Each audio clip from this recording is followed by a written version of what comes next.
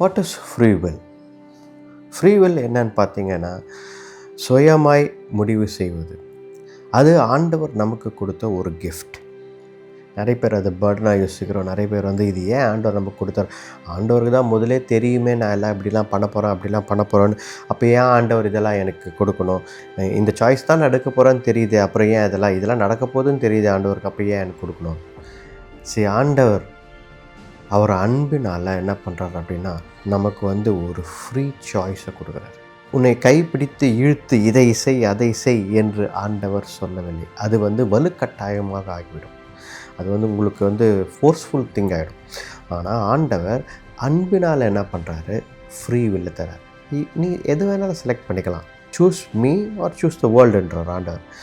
என்னை நீ செலக்ட் பண்ணிக்கலாம், இல்லை இந்த உலகத்தை செலக்ட் பண்ணிக்கலாம். It's up to you.